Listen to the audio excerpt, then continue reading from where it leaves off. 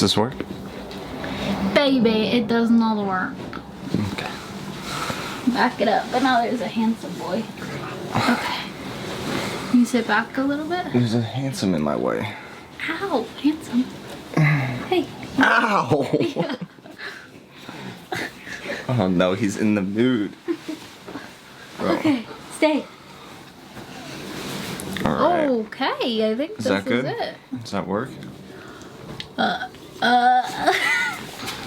Cool. Cool. What's up, Wolfgang? Welcome back to our channel. My name is Kyle. And I'm Kian. And if this is your first time joining us, we're glad you're here. Make sure you like the video, subscribe, put on those notifications, because we're gonna really do our best to get on a consistent schedule every Friday, putting out a video. Yeah. So anyway, we appreciate you here. And today's video is about what, baby? We are gonna give you guys some advice. Some advice. Some solicited advice because you have reached out. That is true. I've asked you to submit your life scenarios. And we'll try to help. We're gonna do our best. It might not be helpful at all. But it might be helpful, so. Yeah. Alright, so I think we could even do 2 parts. So this will be part 1. Wow, okay. And we'll answer a few of your situations. We're gonna do... We have birds fighting on our metal roof right now, making a ruckus. People say they like hearing the ambiance with the birds, but I don't know if it's that kind of ambiance. I think it's like. more like the singing of the birds, not like the tap dancing on our metal roof. Do we have novels? Novels? Kind of. Alright. Don't get us wrong, we love reading about them. I have not read them yet, but oh wow. Yeah, that's a long one. But okay, short and sweet does help us with these. I'm gonna summarize, but girls like to go into detail. Okay, so this girl met this guy at a basketball game. Okay. And she thought he was cute. Okay. And she noticed he went out of his way to help the other players. She was like, ooh, servant's heart. Chivalry. Love that. So then she added him on Snapchat, said, hey, with a selfie. They started talking. He would respond really slow. Also informed he has never really had a thing with a girl or ever dated one. So that was a green flag for her. He's a senior in high school and she's a freshman in college. Okay. A week later, still Snapchatting, but nothing special. Had short, sweet conversations, but kind of just left her on open after that. Okay. I have no idea if he's Christian or not. That would be a good thing to find out. And it has been over 2 weeks now. I can't stop thinking about him. I really want to get to know him, but I don't know if this is God protecting me and telling me no. And she's prayed to let God take control of it and to open a door if it's meant to be, or just keep it closed if that is his will. She goes on to tell us where she is in her spiritual life, which is she feels like God is calling. These birds are crazy. Go get him, handsome. Can we scare them or something? Alright, handsome. What should this girl do? What should she do about this guy? Hey, pay attention. This is important. Oh, she should give him a kiss? No, do not give him a kiss. Alright, buddy. She doesn't know if she should make any more efforts to show she's interested, or just leave it alone. Got it. Cool. Alright, what would you say to her? I think the first thing I would say is you got to get to a point of just letting go. Like, eventually you got to hit a point of just like, okay, like, I've done what I could do or what I felt was right to do, and now it's like I'm going to let it go and trust God with it. Kind of put the ball in his court. Handsome, really? Give it. You have a lot of excitement for this new possibility, which is awesome, but we need to be careful to discern if like the excitement is for the potential of something new or for like actually like that person, like that thing, right? So like I know I've been in a lot of situations with, you know, potential girlfriends and stuff like that in the past. No way. And it's true. And I got really excited, right? And it was like, oh my gosh, this could be it. This is exciting, that, you know, the whole 9 yards. And then nothing ever comes from it. and it was more so like I was excited about the idea more so than like the actual person. Yeah, exactly. And I feel like you might be in that situation because you don't really know too much about the guy. You don't even know, where he stands with his faith and stuff like that. You kind of have a very small idea of him, but a very big excitement for the possibility of this relationship, which probably, nothing against this guy, but you'd probably have that same excitement for any other guy if, you had that excitement for them. So all that energy and excitement for that new relationship, I would say take it, put it all on the Lord, let go. You already kind of reached out, he knows you're there. If he wants to reach back out, great. And if he wants to pursue you, great. But right now, I would say really pursue the Lord. Focus on him, let go, trust that God will bring it all together if it is meant to be. And then if it's not, trust that God is kind of protecting you, from something that wasn't meant to be. So I think that's what I would say. Yeah. I have definitely been in these situations, and I feel like my red flags from your email are that you don't know if he's Christian. Right. You keep talking to your friends about it to a point where they're kind of fed up with it. Oh, I didn't hear that part. That was like at the very end. Okay. And you are dissecting a lot of things and overthinking. Too much thought, too much energy. Yeah. So usually what that tells me is it's more something like a lustful idea of being in a relationship and not because you genuinely know him. Or believe God is bringing you together. Yeah. Yeah. And he's young. I mean, he's in high school still. So you're in college. Oh, really? Yeah, I missed that part she too. was in college. Okay. He's in high school. So I should have read the whole email. I would leave it. I would just leave it. Just stop trying to reach out. Stop trying to Snapchat. Yeah. Tips on how to transition into living with your new spouse. Lovely. Yeah, I think that's something we could speak on. Yeah. What would you say, baby? My tips would be to talk in depth about household duties before you move in. Who's going to be doing the dishes and when? Who's taking out the trash?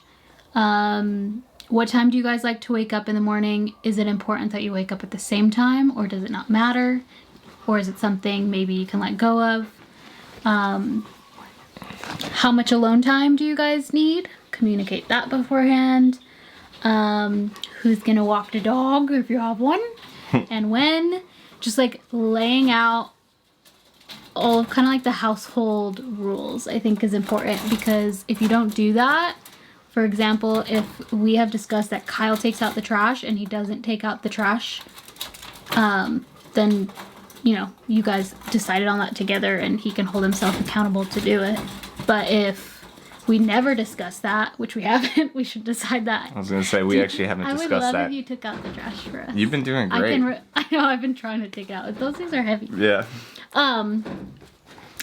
But if it's not decided, then it can just build up resentment. And it can be like, well, why isn't he taking out the trash? Or something like that if you don't communicate your needs and what you want and what you expect. That's true. Of the household. Granted, I did wake up at 5 a.m. to run the trash cans out this morning. This is not a personal dig at you. I'm just kidding. We take turns taking out the trash, but I think I would love if you took out the trash. Would you? Okay, you heard it here, folks. I will be taking out the trash from now on. Yeah.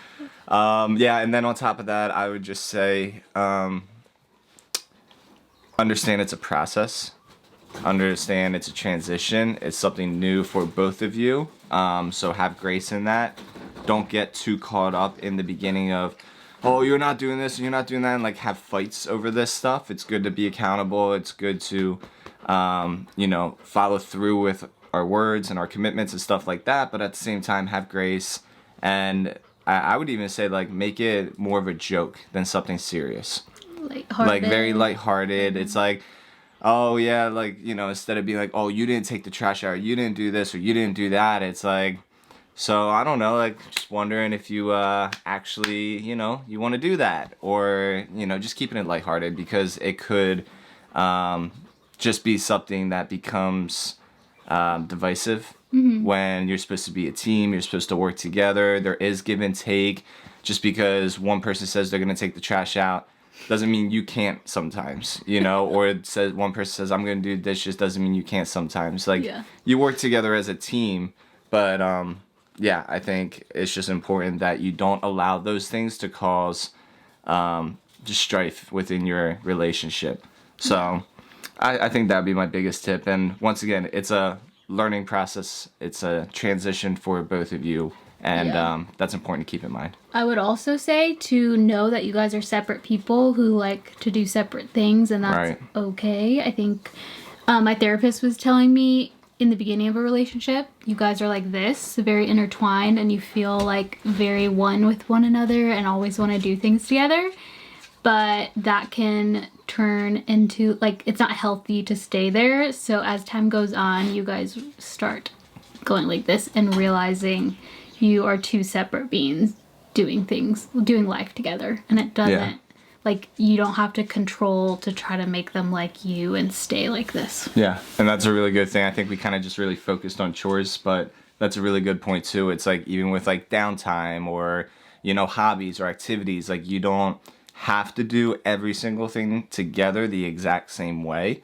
A lot of times you will do a lot together, and it's a blessing and it's fun. But yeah, it's like you are your own individual people, and that's important to remember. It's a good point. Sorry, had to change Cam cameras. was... How to change the camera, but let's get into it. All right. Read the next one. So yeah, the second question, I'm gonna kind of skim through and give you the spark notes. Is that this girl's in a relationship for the past year with a guy, the sweetest, most kind-hearted guy that she's been with, the healthiest relationship she's ever been in.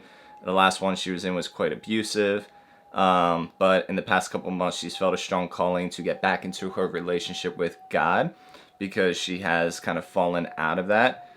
The thing is, currently she's dating this guy who is a non-believer, who was not raised in a Christian household, and anytime they try to talk about God, she tries to bring up God.